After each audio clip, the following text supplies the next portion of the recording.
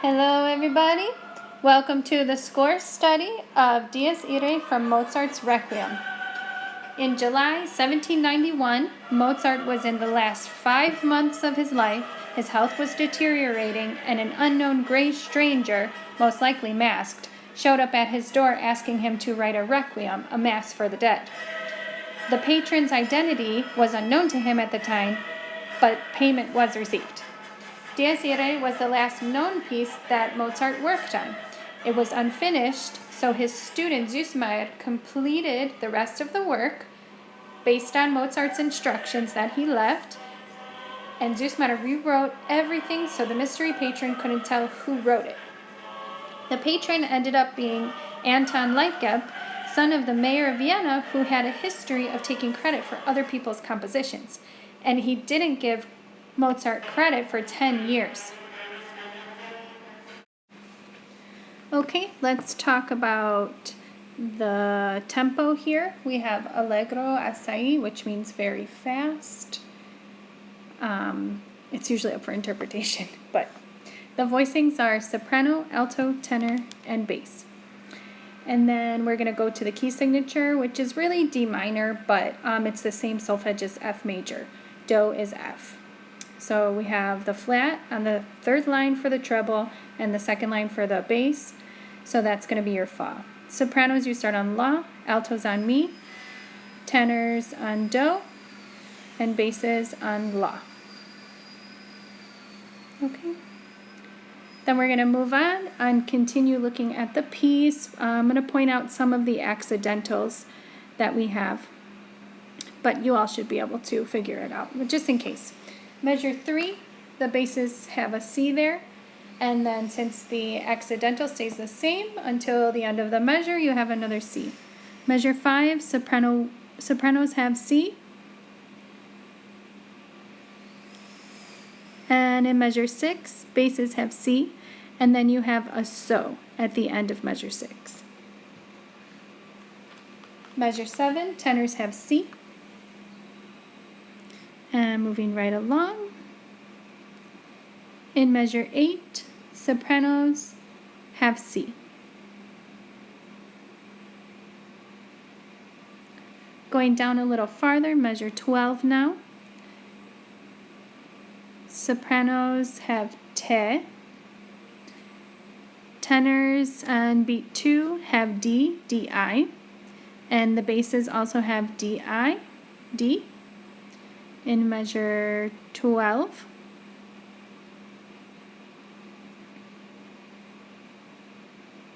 and then since the accidental stays, you have a second solfege solo D.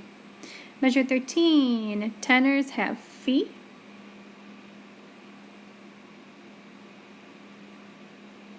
Measure 14, sopranos also have Fi.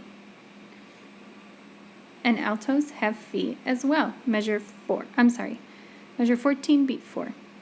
And then tenors, measure 15, you have a Fi, and second beat, you have a Ri. And basses, you also have a Ri in measure 15. And altos, you have a Fi in 15 as well. And then in 16, altos, you have that Ri. Tenors, you have a Fi, and basses, you have a Fi. Good thing about videos is you can pause it. Measure 17, altos have Fi right there on beat 4. And then altos, you have a Ri in 18. And then sopranos, you have the Fi there in measure 18.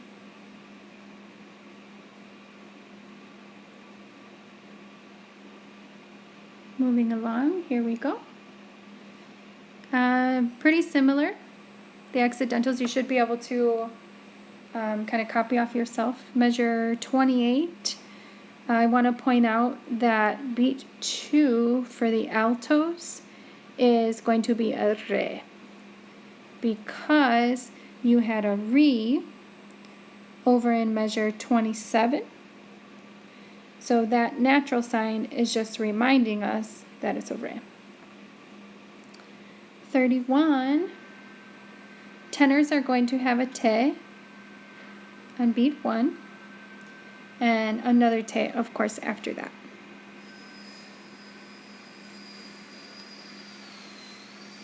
Measure 32, sopranos have a te, and then the tenors, you have 4 tes in a row. Whoops!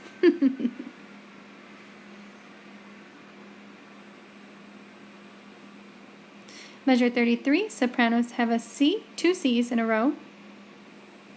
Altos, you have re, re. Tenors, you have te, ti, ti. And then basses, you have sol, fa, fa. I don't know why they put the flat there. I looked. I couldn't really figure it out, but sometimes they do that to the singers. They're like, just in case. Measure 34, sopranos have a C, and tenors have a C on beat 4. Measure 35, sopranos have a C on beat 2, and tenors have a C on beat 1 and beat 3, and sopranos, don't forget about beat 4. That's also a C. The accidentals maintain until the bar line, until the measure line. Alrighty, now we're at measure 37. Sopranos, we're going to focus on your part for a second. So we've got some half notes there on the top of the page, 37 and 38. So you're going to start with a te, go to a D, D-I, then re, then do. So you're going to want to go up, don't do it, go back down. And next, measure 39. Sopranos have a te, altos have fa, and then fi. This is in measure 39.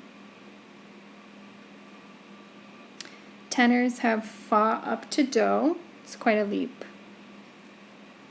And basses, you have re, re.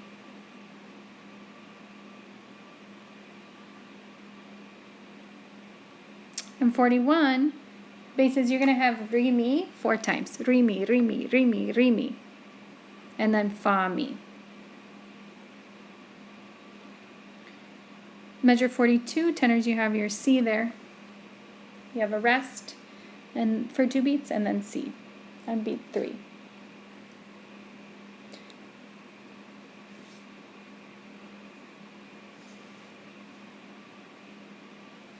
Measure 45, basses, you have the re, mi motive repeated. I think I go back to that. Oh yeah, there it goes. Okay, so it's going to be the same as measure 41. And you have your fa, mi again.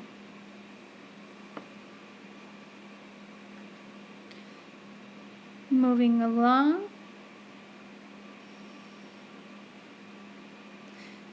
Simple accidentals, y'all should be able to figure it out, but just message us if you need our help. Altos, you have re, they're at 50 because you had a re in 48. Basses, you have the same motive except for the low fa. Do not, there I put it in red. Do not go to the mi. That one goes down. So you're going to want to mark measure 50 in your score. Okay? And then in measure 51, sopranos, everyone has that rhythm that the basses had. So sopranos, you have D, re, 4 times. And then re, si. Altos, yours is just mi, fa, and then ti, mi. Tenors, you have te, la, 4 times. And then si, ti. And basses, you have sol, fa. And that's pretty much it. The rest of it is fairly simple. I think you guys will be okay. It's D minor, but that just means that it's a little sad sounding, I guess. It was written for a requiem. So the end. Smiley.